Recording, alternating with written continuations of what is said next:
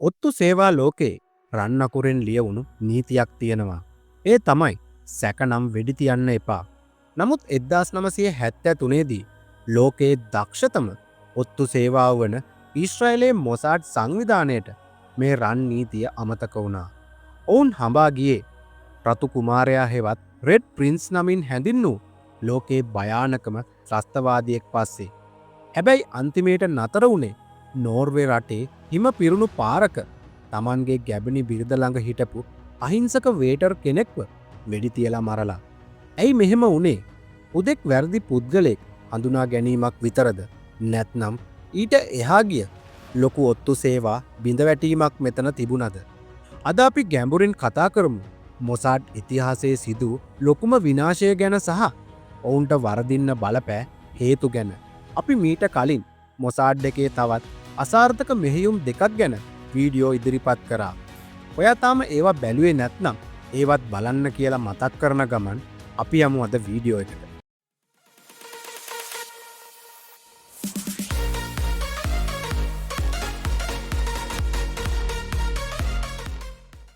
මේ කතාව පටන් ගන්නේ 1972 මියුනිච් ඔලිම්පික් උළෙලේදී ඊශ්‍රායල ක්‍රීඩකයන් 11 දෙනෙක් ඝාතනය වීමත් එක්ක මේකෙන් ඊශ්‍රායලය අන්තර්ජාතිකව ලැජ්ජාවට වගේම කෝපයට පත්වෙනවා.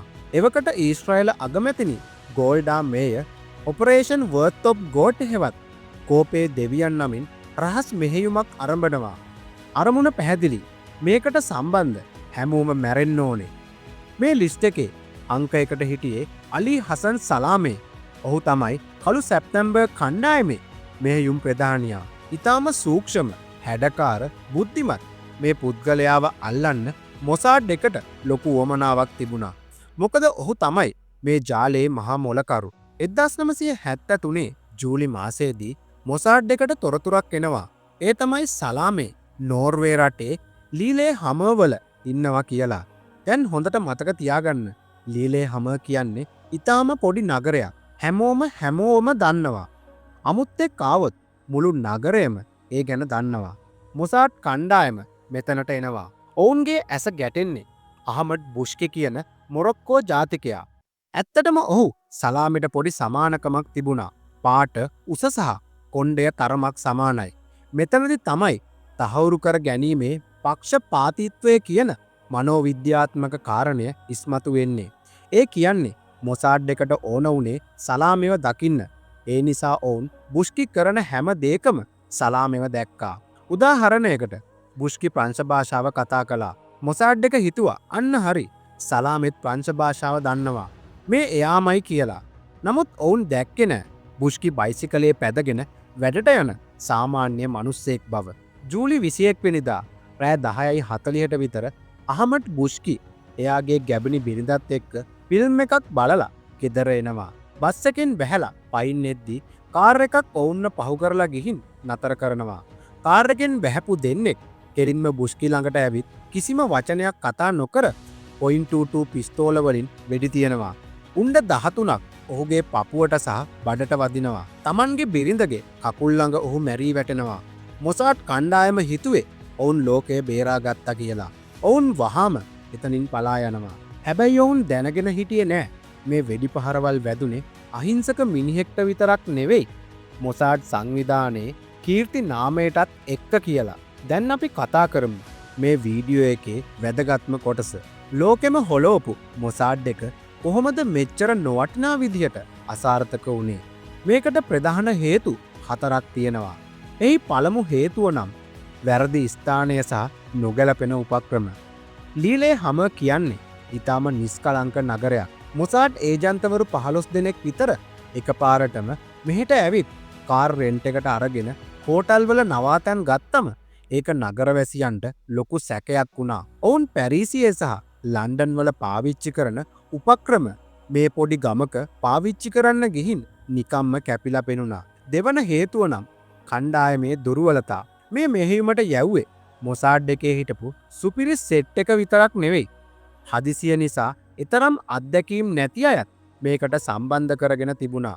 ඔවුන් එකිනෙකා අතර sannivedanaya දුර්වල වුණා. තුන්වන හේතුව නම් නොසලකිලිමත්කම. මේක අදහගන්නත් බැරි දෙයක්. ඝාතකයන් පලා යන්න පාවිච්චි කරපු කාර් එක ඔවුන් දාලා ගිහින් තිබුණේ ගුවන් තොටුපොළක. පොලිසියට ලේසියෙන්ම ඒක හොයාගන්න පුළුවන් වුණා. ඊටත් වඩා දරුණුම දේ අත්අඩංගුවට පත්වුණු එක්කෙනෙක් ළඟ තිබිලා අනිත් මොසාඩ් ඒජන්තවරු ඉන්න ආරක්ෂිත නිවාසවල දුරකථන අංක හමු වුණා. රහස් ඔත්තු සේවාවක් කවදාවත් නොකරන වැරද්දක් මේක. හතරවන හේතුව නම් ඩෑන් ඒබල්ගේ සාධකය. පොලිසියට හසුවුණු එක්කෙනෙක් තමයි ඩෑන් ඒබල්. ඔහුට තිබුණා ක්ලෝස්ට්‍රපෝබියා කියන කුඩා ඉඩකඩවල්වලට තියෙන බිය. නෝර්වේ පොලිසිය ඔහුව පොඩි සිර මැදිරියක දැම්මම ඔහු බයවෙලා ඔක්කොම වමාරනවා. මොසාඩ් එකේ රහස් දුරකථන අංක යුරෝපයේ ඉන්න අනිත් ඔත්තුකරුවන්ගේ විස්තර ඔක්කොම ඔහු කියලා දානවා. අවසානයේදී මොසාඩ් නියෝජිතයන් 6 දෙනෙක් නෝර්වේ හිරගෙවල් වලට නියම වුණා. ඊශ්‍රායලයට සිද්ධ වුණා බුෂ්කිගේ පවුලට වන්දි ගෙවන්න සහ ප්‍රසිද්ධියේ සමාව ගන්න. හැබැයි මොසාඩ් එක Tamanගේ ඉලක්කය අතෑරියේ නෑ. මේ සිද්ධියෙන් අවුරුදු 6කට පස්සේ ඒ කියන්නේ 1979 දී රතු කුමාරයා හෙවත් අලි හසන් සලාමේව බේරූට් නුවරදී කාර් බෝම්බයකින් ඝාතනය කරන්න ඔවුන් සමත් වුණා. හැබැයි ඒ වෙනකොට ලීලේ හැම කළු පැල්ලම ඉතිහාසයට එකතු වෙලා ඉවරයි. මේ කතාවෙන් අපිට උගන්වන පාඩම තමයි කොච්චර තාක්ෂණය බලය තිබුණත් මිනිස් වැරදි සහ අධික විශ්වාසය නිසා ඕනෑම යෝධෙක් බිම වැටෙන්න පුළුවන් කියන එක. ඔයා මොකද හිතන්නේ මේ වීඩියෝ එක ගැන? මොසාඩ් එක මේ වගේ අවදානමක් ගත්තේ ඇයි? ඔයාගේ අදහස පහලින් කමෙන්ට් කරන්න. වීඩියෝ එක හොඳයි නම් යාළුවොත් එක්ක ෂෙයා කරලා ලයික් කරලා සබ්ස්ක්‍රයිබ් කරන්න. එහෙනම් තවත් දවසක මේ වගේ වීඩියෝ එකකින් හම්බෙනකම් අදට සමුගන්නවා. සියලු දෙනාටම සුබ දවසක්.